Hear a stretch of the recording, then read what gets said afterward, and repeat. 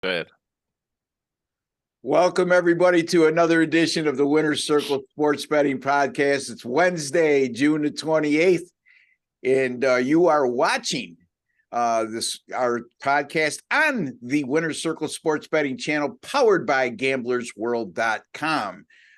We're joined today by, once again, Mr. Jesse Schule of JesseSchule.com, Mr. Sean Higgs of PicksandParleys.net. We're going to be covering NFL regular season win totals for three teams, in the NFC Central. If you missed our video yesterday, you can find it in the archives right here at our channel, on our YouTube channel, I should say. And yesterday we covered three NFC East, teams in the Dallas Cowboys, Philadelphia Eagles, and Washington Commanders. Gave our predictions on all three of these teams according to what FanDuel has as their over and under regular season win totals. Anyway, and now that that's all out of the way, I could say hello, Mr. Jesse Schule. How are you, my friend?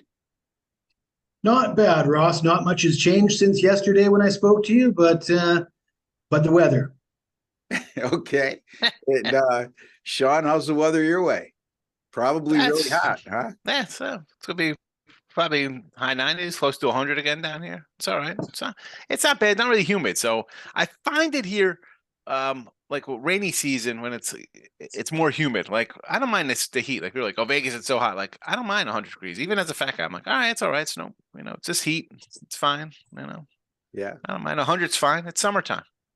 Exactly. And if the humidity's not high, like it is in Arizona or Nevada, it makes a world of difference. It's still hot, right? 98 is 98. But Jesse, this time of year, what's the weather like in Thailand? And I don't want to go off on a weather tangent. Well, Sean, have you seen Robin Williams in Good Morning Vietnam?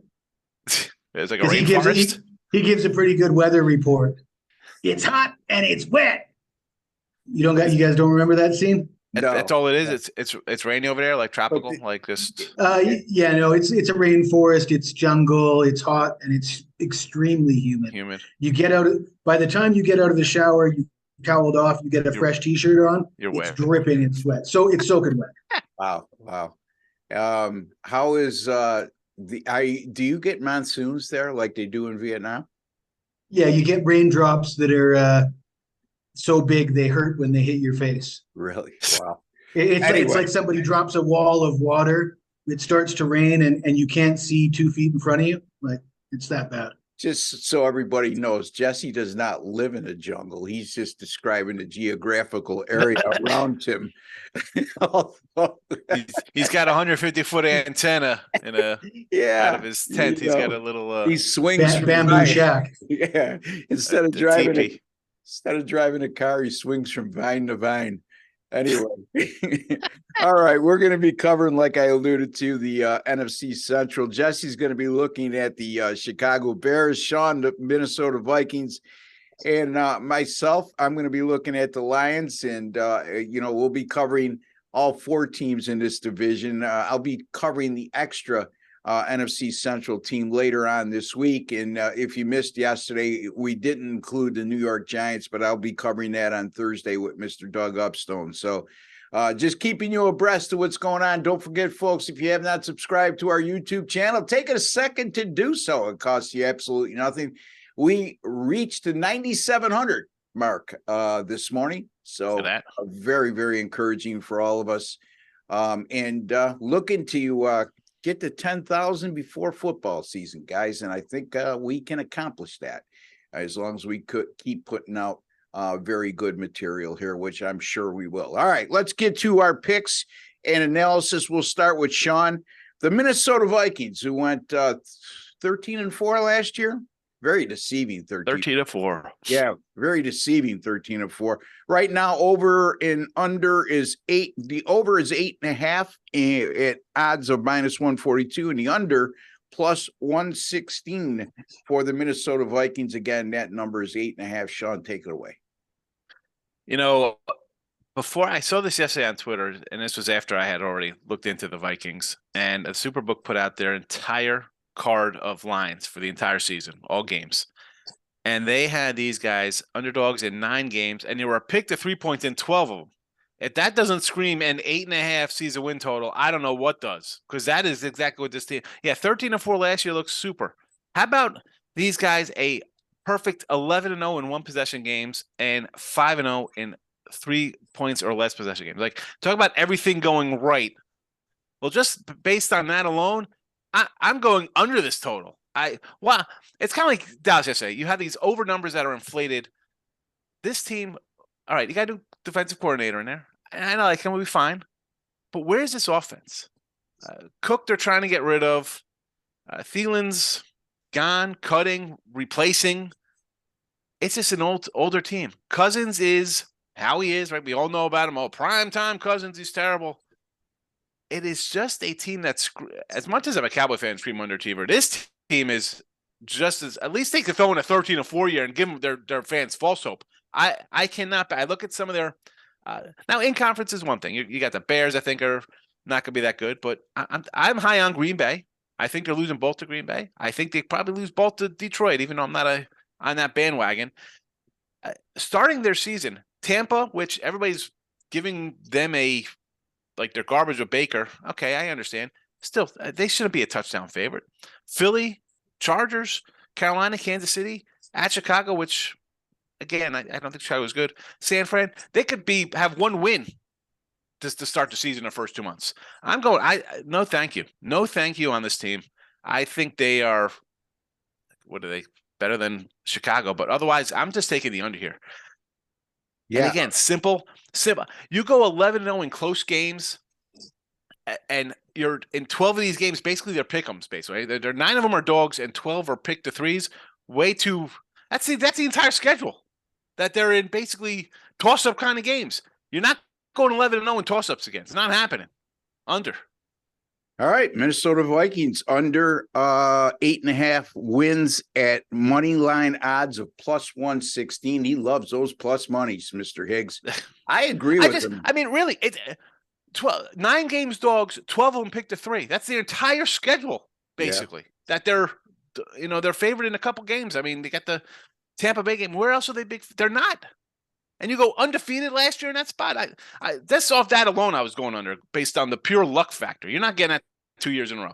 Luck factor like that, you should be in the Super Bowl, not losing in the first round or whatever they did. Yeah, and I equate it to I read some articles by Phil Steele once in a while.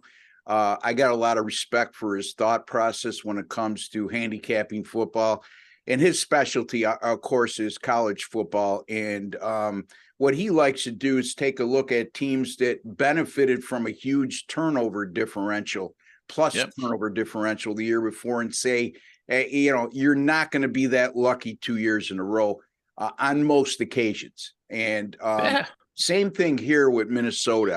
I know that maybe somebody's having a little confusing time with my correlation here, but Minnesota, same thing. All those one possession wins, and Sean rattled off those numbers in terms of 11-0 in one possession games, and the rest that he rattled off. There's a bit of good luck that comes along the way when you're that good in one possession games, and with a little bit of luck going against you, instead of 13-4, you might have been looking at 9-8. And think about this. They won 13 games last year. Now, Sean had mentioned how many players they lost off last year's roster, even Dalvin Cook, that wasn't mentioned. And now the books come back and make them 8.5 as their over and under win total. That to me speaks volumes. And you mentioned the Chicago Bears, which Jesse's going to cover, and I'm not going to steal the thunder.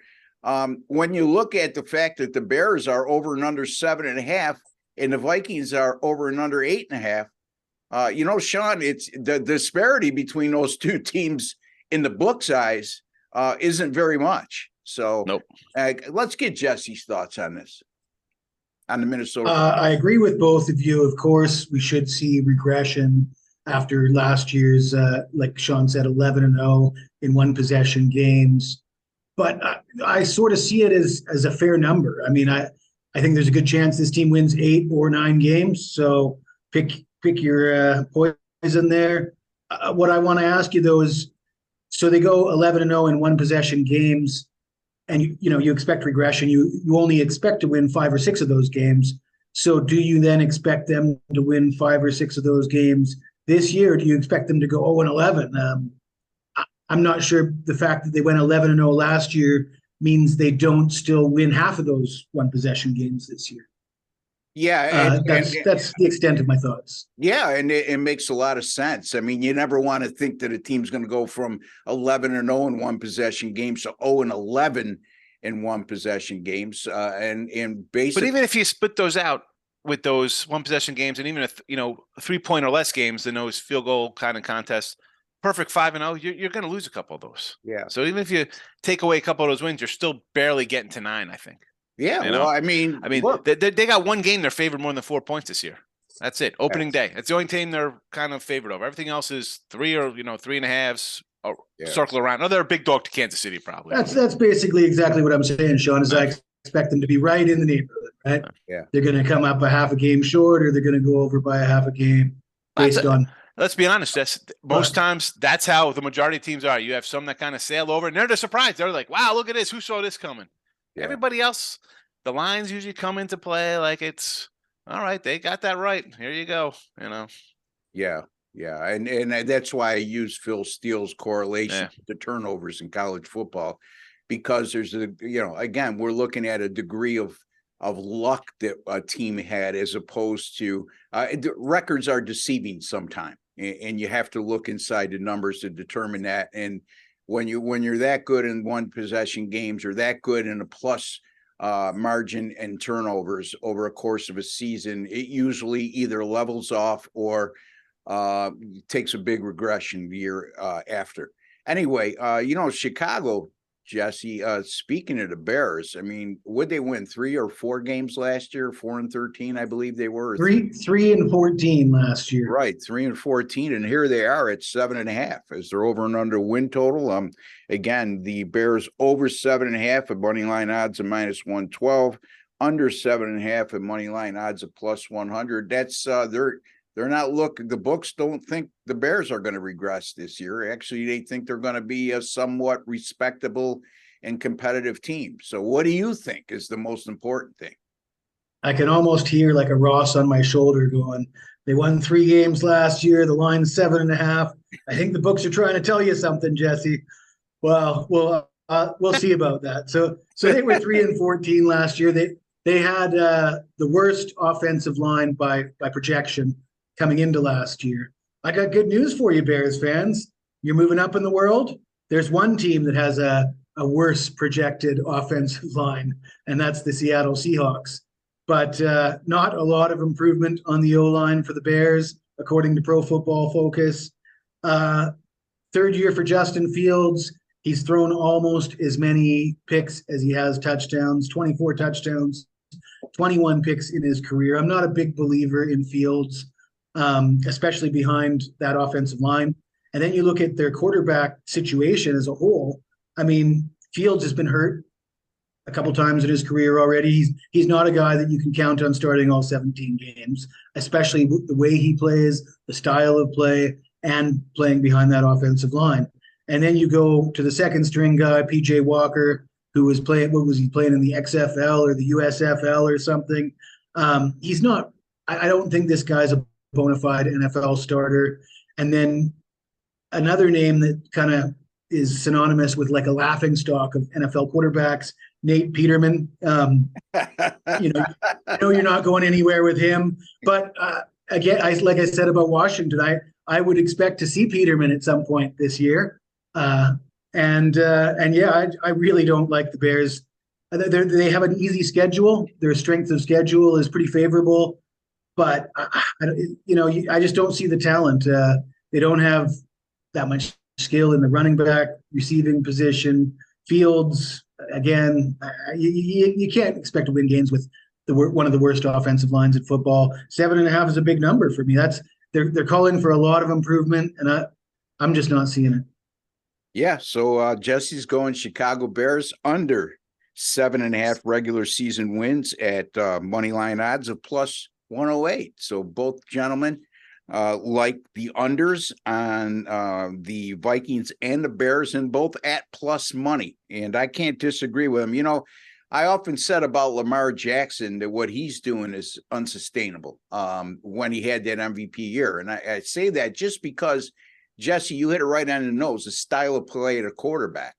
Now, Baltimore has a much better surrounding cast and always has since Lamar Jackson's been there than Chicago has. I granted.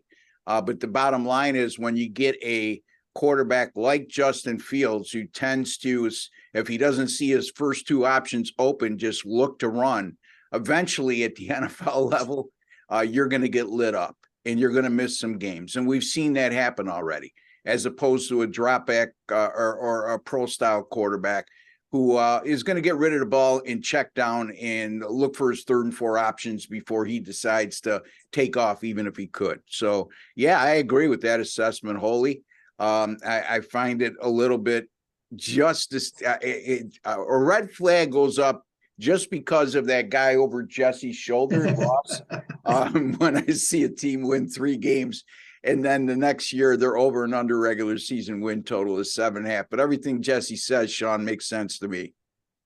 Yeah, but I agree. It's kind of one of the things like, what is that about us? You know, you're doubling your win total. The guy runs for his life every time, which is fine. Is it because everybody thinks Green Bay is going to be so bad? And that's probably the thing. what it is. And I don't think Green Bay is going to be like, all right, Jordan Love, the guy, he sat behind Rodgers and is in that system for the last couple of years. So it's not like he's coming in there with like, well, where am I? He's going to have like notes tattooed up his arm on sleeves. Like, what do we got going on here? You know, I think Rodgers leaving is the best thing for that team. I think there's the oxygen's back in the room. They can breathe now. Like, oh my God, I don't have to worry about dropping a pass. We're all humans here. Again, yeah, and it's the Bears. I mean, show me something before you double up their win total, please. Like, you know what I'm saying? Like you still got a young guy at quarterback, and I'm not a believer either. I'd go under. Yeah, and we're going to be covering Green Bay on Thursday, folks. For those Packers fans out there, before you get all upset for the fact we left Green Bay out of the equation here in the NFC North, I'll be covering the Giants on Thursday in the NFC East, and Doug will be covering the Green Bay Packers on Thursday in the NFC Central. Anyway, I'm going to look at the Detroit Lions. They're over and under win total right now is 9.5. Here we go. Going over 9.5 at minus 122, going under 9.5 at plus 100. This team did win 9 games last year. I don't recall a team that's been so hyped preseason that only won 9 games last year, and that was their high for many years. And now they're predicted to win divisions and whatever have you. But you know what? You look at their schedule and look at the division they play in, and 9.5 seems like a really reasonable number to go over the total. Again, I love Dan Campbell. I think that he's a great motivator. He's an excitable coach. And I think, you know, the old cliche is for successful teams is they take on the personality of their head coach. And I've seen that in Detroit over the last 2 years. It's just the talent level, and the talent level within their division has left them on the wrong side of the ledger. However, I don't think that's going to be the case this year. You look at their schedule, 4 games against the NFC South, which arguably, correct me if I'm wrong, guys, is if not the worst division of football, one of the bottom 2 divisions of football. And 4 games against the AFC West. Now that's going to be tough, but they do catch the 2 weaker teams as interpreted early on, the 2 weaker teams in the AFC West, they play at home. You know, I don't think they're going to have a chance to win at Kansas City in the Thursday night opener, even though the line is only 6.5. And also they play at the LA Chargers, which I think will be one of the better teams in the AFC this year as well. They're non-division foes. They're playing the Seahawks on the road, at the Ravens, which that's going to be tough to win, and at the Cowboys, which will be tough to win for them late in the year, but you never know. I'm looking at this team finishing around 10-7, possibly even 11-6, just based on their record. I look at their roster and I look at their depth chart, though, guys, and it's unappealing to me. To me, it reeks of being an average type roster, but with the circumstances of a soft schedule and the division that they play in, I think they're more than capable of attaining at least 10 wins. I'm going to have a very, very slight lean on the Lions to go over 9.5 regular season wins. And that is at money line odds of -122. You look at the rest of the division: Green Bay over and under 7.5 wins, Minnesota over and under 8.5 wins, Chicago over and under 7.5 wins. The sports books are basically telling you they expect 3 to 4 teams to have losing records in this division. You add up those regular season win totals for the other 3 teams in the division, it's 23.5. That's 7.8 on average. Yeah, I'm going to take a small lean here on Detroit over the 9.5 at -122. Sean, your thoughts? This team, first of all, if they make stops, maybe they get a couple more wins, right? The defense was a problem last year. I'm not a guy. Everybody's talking about this team, right? Yeah. And if Detroit Lenny's watching, I'm sorry, Detroit Lenny. I know you're really pumped up. Everybody's pumped up in Detroit. You finally have something to be hopeful for. Your Tigers are bad. The Pistons are bad. How can't you like Dan Campbell or not like him, right? People love everything about him. I think there's just way too much hype on him. I got to see, can you win kind of a close game here? It's not winning crazy shootouts. And that's exciting, right? Who doesn't love that? The public loves that. They love, taking overs. They love 44-38 kind of games. I don't know. I got real no opinion on this. I want to see how it is, because the hype on these guys, you think here they come. We're winning the division. We'll see the Eagles in the championship game. I don't know if I could buy that. The cliche, and it's an overused one, is when a team is projected to be much better than they have been in recent years. Are they ready? Are they ready for prime time? Well, they better be, because they got, right now as we speak, 4 prime time matchups scheduled, including week 1 against Kansas City. And then there's a couple of TBDs, which is to be determined. They're waiting late in the year to see if the Lions are on top of the NFC. It's funny, the love for these guys, and it's like they chased Jared Goff after getting to a Super Bowl out of the Rams, out of LA. Yeah. And now he's going to bring Detroit to the promised land. We'll see. I don't know. Yeah. So, David Montgomery, I believe, is their projected starter at running back, former Chicago Bear. And then the backup to Montgomery is slated to be the kid from Alabama they drafted in the first round. So we'll see what happens there. They had some pretty good running backs last year, but they've moved on from them. And Jesse, without further ado, we want to hear what you have to say about the Detroit Lennies. Well, I'm going to agree with both of you guys. Like Sean, I hate to jump on the hype train, but everything Ross said made sense. But I want to ask Sean, though, and remind Sean that you already said that the Lions were going to beat the Vikings twice. You already agreed that the Bears weren't going to win any games. I know. So that's 4 wins. That's 4. You think they'd split in their games against Green Bay? So you sure you can't jump on that over 9.5? I know. Listen, I don't have to bet the win totals. Like I'm more of like I could just do the individual game. But this is what this. Let's hone it in. Yeah. Reel it in, Higgsy.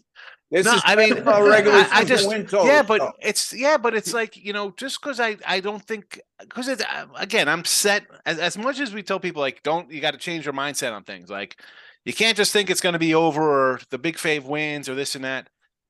Like, I don't know. I'm wired where I just can't be like, everybody loves this team to win. Well, let's go, everybody. Yeah, Detroit's going to be the hot team this year. I don't know if Detroit's going to be a hot team this year. Everybody's talking about them now.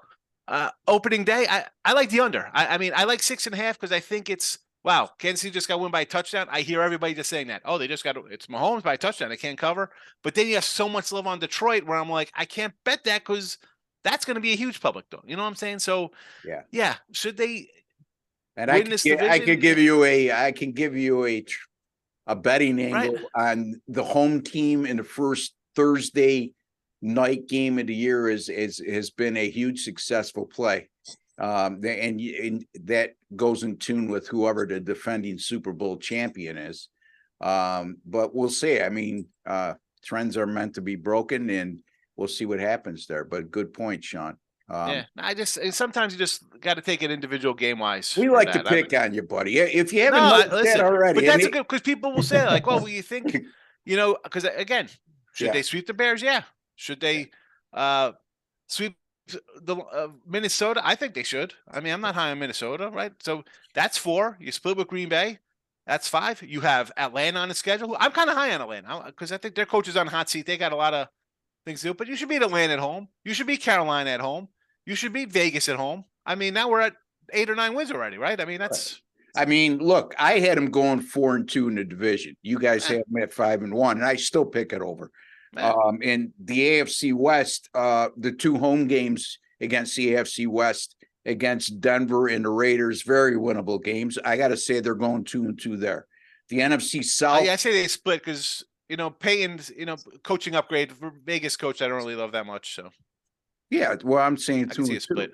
Oh, yeah. You're saying even, I'm splitting at home. Okay, I got you. Yeah, I got you. Yeah. So I got it the other way. I got them winning both at home, losing both on the road at KC and the Chargers. And then the NFC South, terrible division. I mean, the only loss I see there is at New Orleans. So we'll see what happens there. But anyway, we're running short on time here, as always.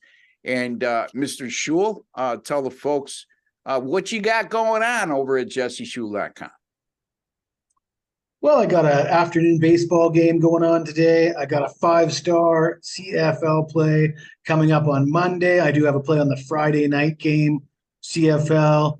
And as I said yesterday, my name is featured prominently on most CFL leaderboards on any site that I'm on. I don't like to get too specific about that. But, and I've got some football previews coming up on my YouTube channel, at Jesse Schule Picks on YouTube, at Jesse Schule on Twitter, and come and see me at jesseschule.com. Yeah, Jesse's one of the more, not only one of the better handicappers in the country, one of the more humble guys. And when he strays from that and starts using superlatives, things go the other way. So you could see why he's very protective in terms of how he hypes his service, his games, and his record. And Sean, on the other hand, tell us what you have at picksandparleys.net, what you may have coming up on any other site you're on as well. Yep, picksandparleys.net. You can find me and these 2 fine fellows with me over there. Midday Money is my daily show. Again, midday. It's 12 noon Eastern, 7 days a week. We cover it all, whatever's on the docket for today. Twitter, Mr. Sean Higgs. I got a lot of baseball. I'm not a CFL or tennis or venturing out into USFL and stuff like that. I'll stick to my baseball. And like Jesse, I'll be putting up some previews coming up this month, but that'll be on the winner free pick side of thing. That won't be on the picks parlay side. I'll be on winner free picks. Just cause picks parlays has a lot of other stuff going on. So it's the same channel. It's just a different name. It's everybody's the same owners, but I just gotta put stuff on that one. So anyway, there's that. There you go. Football Hall of Fame game, month away. I can't wait. Jets in Cleveland. I can't wait. I've been losing sleep thinking and so excited about that Hall of Fame game coming up in a month. I want to take Cleveland. I just think everybody's gonna bet the Jets because it's the Jets. I think like Aaron Rodgers gonna come in and play 3 quarters or something. But I think I'm passing on the Hall of Fame game. I lost the Hall of Fame game last year, and I didn't lose another NFL bet until week 3. And there you go. Stay away from them superlatives, my friend. There was no superlatives. It's just a strategy. I bet a preseason game terrible. The first one and I get preseason. That's a whole other show. Well, why? Hey, you know what? There's only really one reason to bet on the Hall of Fame game, and that's just because you can't control yourself. I think you got to exercise some self-control and say, you know what, I'll just watch it.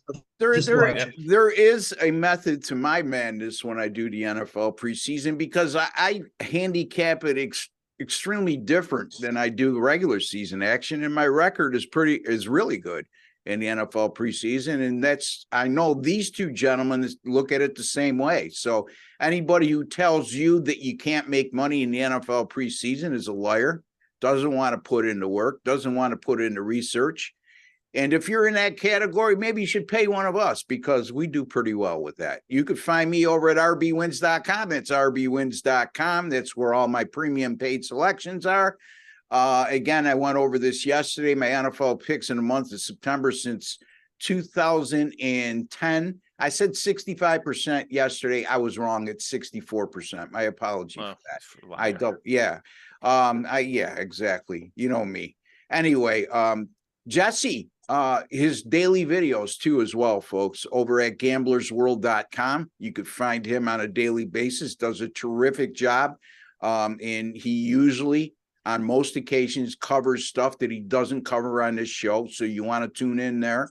And Sean, as he touched upon, tremendous podcast. He needs a lot more love. I want him to get a lot more love. He deserves a lot more love. Thank you. Look at the guy. How could you not love Sean Higgs? There's a lot of love. I don't know, Ross. I tune into his podcast, and I don't know if there's any more room for any more love. I know when I comment on something in his podcast, it doesn't come up for about another half an hour because there's that many viewers in the comments. He's got a loyal following. There's no two ways about it. And that's where I'm going. If you tune into this podcast, you'll understand why he has a loyal following. He welcomes and invites your participation during the course of that show. We don't do that on this show. So it's a different way to do a video or a podcast. And he certainly has been successful. I just would love to see him get a lot more views than he's getting. And he will. And if I have anything to do with it, I'm going to promote the hell out of it for both of these guys because they're well deserving. Anyway, there's a like button at the bottom of the screen there. And when you click on that like button, it shows your appreciation, and it's like tipping a bartender. We appreciate the work you do for us, guys, and the research you put in. And what you share with us on a daily basis that makes us a smarter sports better today than yesterday. Not always about free pick winners, folks, even though we went 2-0 on the show yesterday with our Major League Baseball picks with Doug Upstone. But it's about the stuff that we cover, like the course of today's show, and hopefully it makes you a smarter sports better today than yesterday. Until the next time, for Jesse Schule and Sean Higgs, who will be back with us on Friday. Oh, one more thing. Jesse, we don't want them to gently tap the like button, do we? Push that like button. There you go. Jesse's calling. Don't forget, folks, if you haven't subscribed, take a second to do so. These gentlemen will be with me on Friday. We'll be talking Major League Baseball at that time. Myself and Doug will be back tomorrow. We'll be talking about the Green Bay Packers and the New York Giants and giving you our predictions on their regular season win totals as well. Take care and God bless, folks.